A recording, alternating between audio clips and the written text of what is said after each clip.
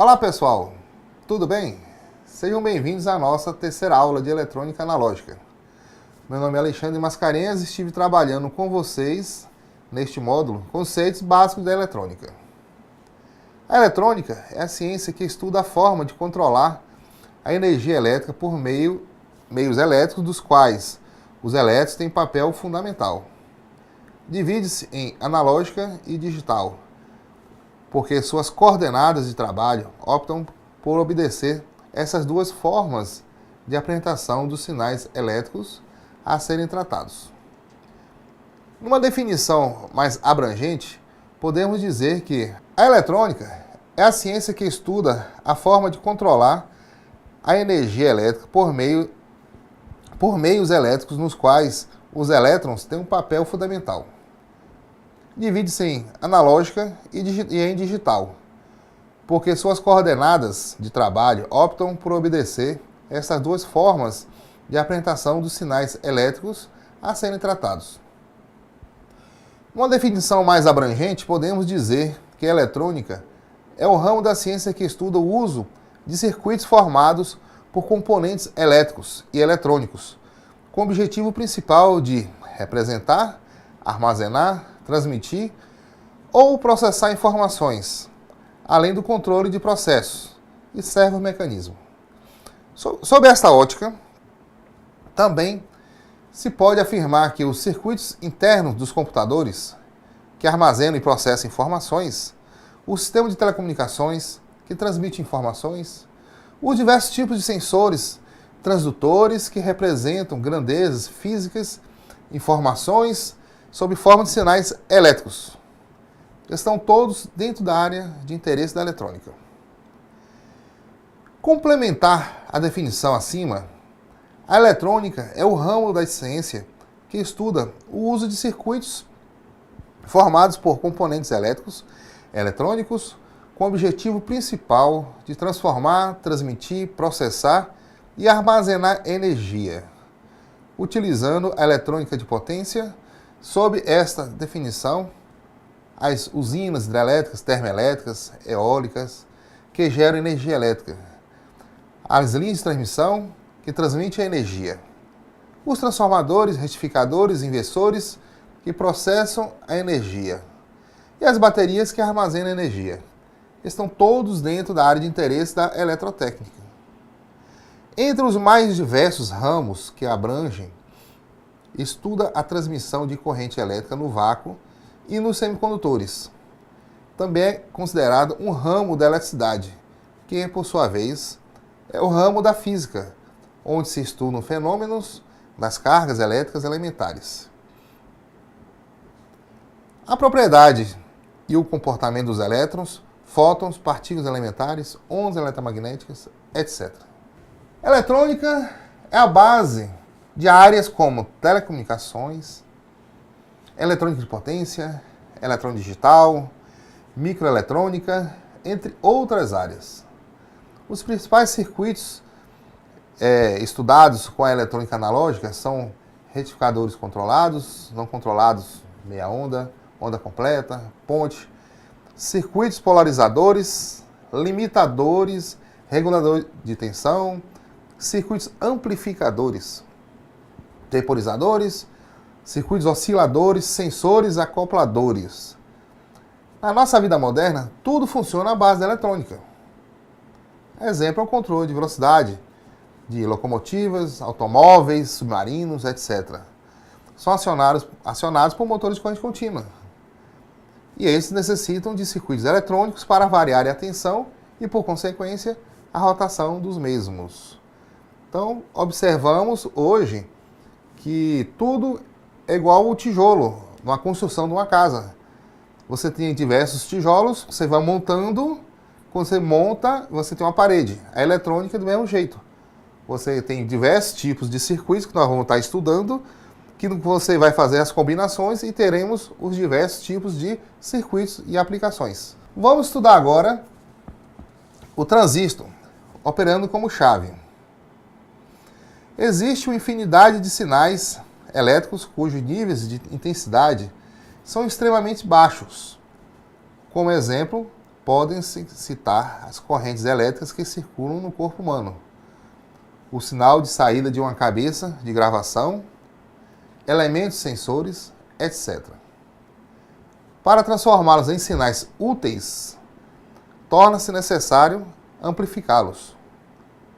Antes da década de 50, a válvula era o elemento principal nessa tarefa.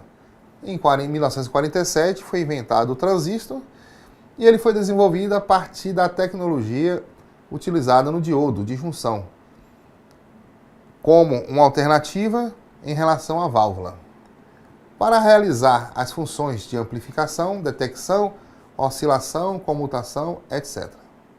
A partir desse marco, o desenvolvimento da eletrônica foi imenso. Uma das operações mais comuns para o transistor bipolar é operar como chave controlada. Isto é, um dispositivo capaz de permitir ou não a condução de corrente elétrica. Se o transistor for levado a uma operação da região de saturação, irá se comportar como uma chave fechada do coletor para o emissor. Permitirá, assim, a passagem de corrente entre os terminais. Por outro lado, quando o transistor está na região de corte, é como a chave aberta. Todo esse processo depende exclusivamente da intensidade da corrente da base do transistor. Corrente de base. A corrente de base controla a posição da chave. Se a corrente de base for zero, a corrente de coletor é próxima de zero e o transistor estará em corte, a chave aberta. Se a corrente de base for igual à corrente de saturação ou maior, a corrente de coletor é o máximo e o transistor satura. Saturação fraca significa que o transistor está levemente saturado, isto é, corrente de base é apenas suficiente para operar o transistor na extremidade. Extremidade superior da reta de carga. Saturação significa dispor de corrente de base suficiente para saturar o transistor para todas as variações da corrente de coletor vezes o beta. No pior caso, de temperatura e correntes, a maioria dos transistores de silício de pequeno sinal tem um ganho maior do que 10.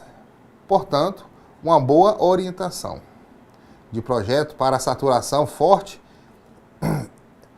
é de considerar que o ganho beta é igual a 0,1 vezes BCC, ou seja, dispor de uma corrente de base que seja aproximadamente 1/10 do valor da corrente de coletor. Vamos observar nesse circuito. Se eu fechar essa polarização do jeito que está aqui, fechando S1, o que é que eu tenho? Teremos uma circulação de corrente na base desse transistor. E essa corrente multiplicada pelo ganho, que nós olhamos no datasheet do transistor, no caso aqui um BC548. Vou pegar o catálogo, verificar o ganho, o beta dele, vezes a corrente de base. Teremos o que? A corrente de coletor e emissor. Essa corrente é suficiente para energizar a bobina deste relé. Ele fechará o contato, alimentando uma carga aqui à frente. Aqui eu teria uma carga, teria um exemplo, uma lâmpada incandescente. Tem uma lâmpada incandescente nesse ponto.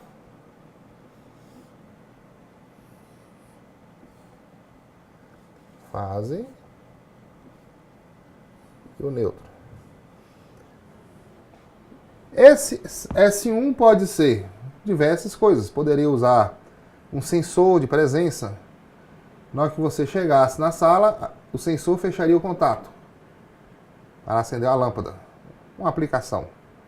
O transistor operando como chave ou operando como fonte de corrente. A figura mostra um transistor operando como fonte de corrente.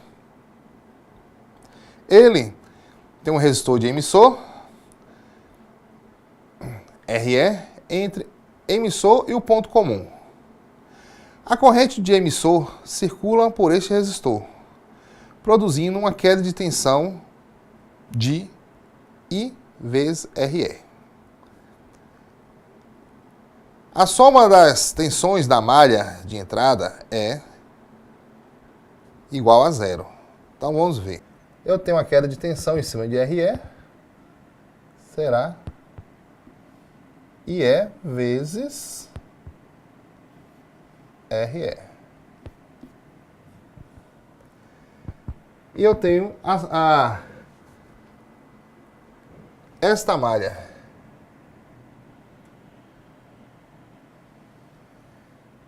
UBE mais VRE menos essa tensão vai ser igual a zero. Então, UBE mais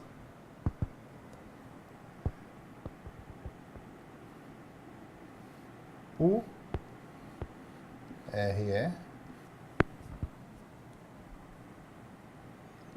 menos a tensão dessa fonte de base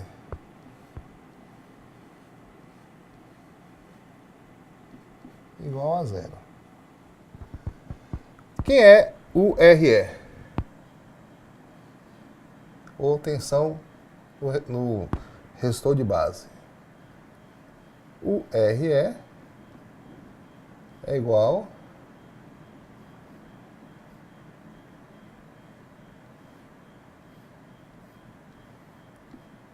IE vezes RE. Logo, IE é igual a tensão de base, ou da fonte de base, menos a tensão base emissor, dividido por RE. Como a tensão de base, a tensão da fonte e RE são aproximadamente constantes, a corrente do emissor é constante, independente do ganho, RC ou da corrente de base. O transistor operando como amplificador. Antes de o transistor amplificar pequenos sinais, ele deve estar devidamente polarizado na região ativa de operação. O circuito mais usado em amplificadores é chamado de polarização por divisor de tensão, conforme a figura apresentada. A principal vantagem desse circuito é a independência da sua operação em relação a variações de ganho do transistor. Nesse circuito, fixa-se uma tensão na base do transistor, via os resistores R1 e R2. Deve-se ter atenção para que o valor da corrente I em R1 seja bem maior que a corrente de base. Desta forma, a corrente de base IB não influenciará na tensão sobre R2. Como regra prática, considere-se a corrente de base 20 vezes, a corrente I, 20 vezes maior que a corrente de base, para a análise da tensão em R2, a tensão em cima de R2. Observa-se que R1 e R2 formam um divisor de tensão. Supondo que I bem maior que IB, teremos, após obter o valor da tensão de R2, torna-se simples o cálculo da corrente de base. Deve-se utilizar a equação das tensões da malha formada pela base e emissor do transistor. A tensão de R2 é igual a quê? A tensão de RE mais a tensão da base. Vamos ver aqui. A tensão em R2 eu terei aqui. Opa.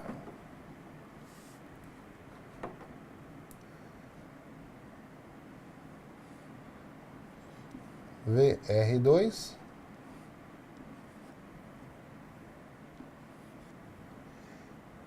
VRE.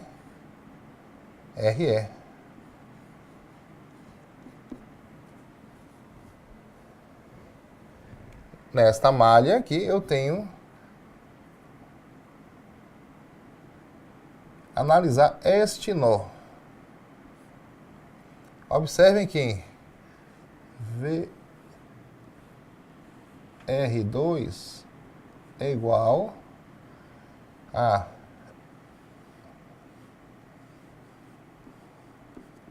UBE mais VRE. Vamos observar também que VRE é igual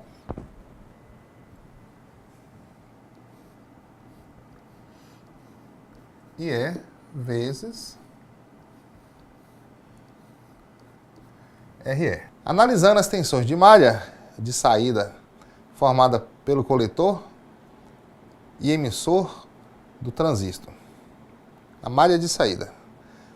Tensão do coletor, a fonte, é igual a RC vezes IE mais VCE mais RE vezes IC. Vamos colocá-la.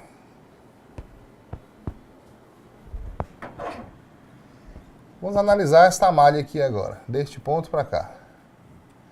Observe que a fonte,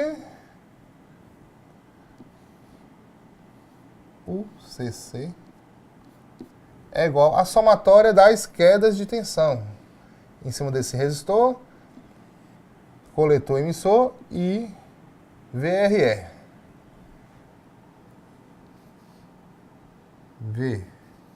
VRC mais VCE mais VRE.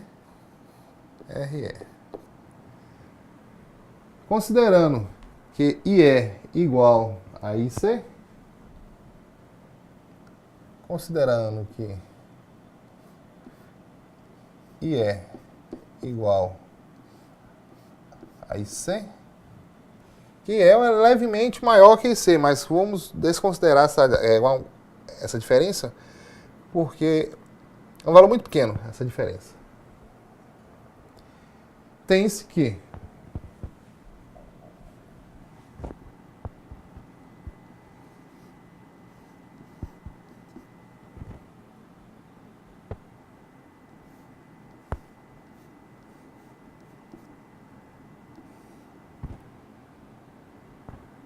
IE que multiplica RC mais RE mais VCE.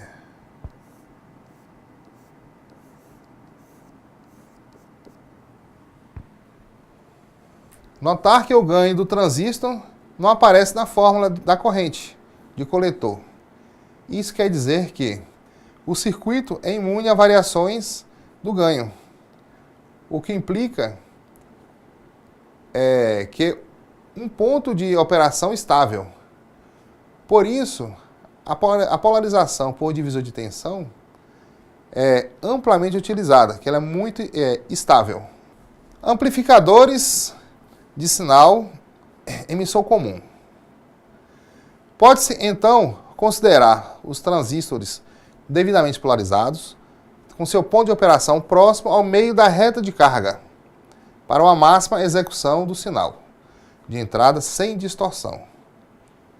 Ao injetar um pequeno sinal, CA, à base do transistor, ele se somará às tensões contínuas de polarização e induzirá flutuações na corrente de coletor, da mesma forma, em frequência.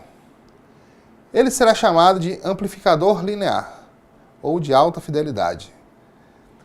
Se não mudar a forma do sinal na saída, desde que a amplitude do sinal de entrada seja pequena, o transistor usará somente uma pequena parte da reta de carga e a operação será linear.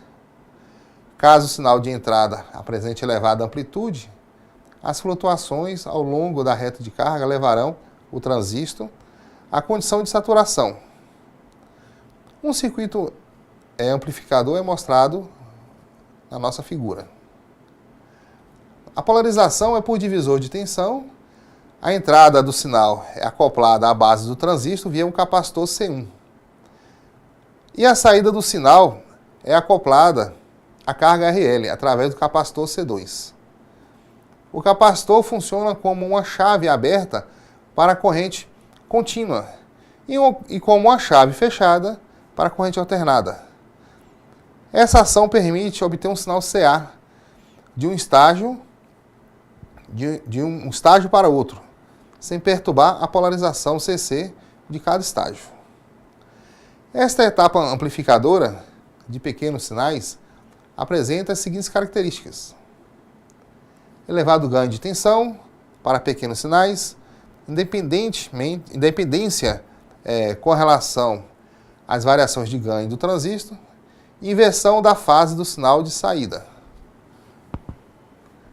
Um pequeno sinal de entrada, esse sinal alternado, que esse sinal alternado passará pelo capacitor, que ele funciona como uma chave fechada para sinais alternados, e esse pequeno sinal será amplificado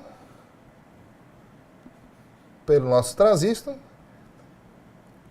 passará por C3 e alimentará nossa carga. Essa carga poderá ser um outro circuito, poderá ser também um alto-falante. Poderemos colocar nesse local aqui um alto-falante. E teremos um sinal amplificado. Essa polarização básica, emissor comum, do jeito que está aqui, vocês podem observar em diversos tipos de equipamentos. Um rádio, uma televisão, todos esse tipo de equipamento utiliza essa configuração, que é uma configuração bem estável. Nessa aula, conhecemos um dos maiores inventos da atualidade, o transistor bipolar, que é um componente que proporcionou uma verdadeira revolução tecnológica. É de fundamental importância a compreensão por parte do técnico industrial do funcionamento e da operação do transistor, pois se trata do elemento básico tanto em um pequeno rádio portátil como no processador de um moderno computador. Nesta aula aprendemos a forma da operação do transistor em diversas situações, operando como chave estática, como fonte de corrente e como amplificador de pequenos sinais. Na aula seguinte, estudaremos os circuitos integrados analógicos, os amplificadores operacionais e suas aplicações. Na sequência de seu curso, você entrará novamente em contato com esse fascinante e poderoso dispositivo em novas aplicações. Então, é isso aí, pessoal. Essa foi uma breve revisão sobre o conteúdo do nosso material didático. Por favor, faça os exercícios e melhore seus conhecimentos no assunto. Nos vemos na próxima aula.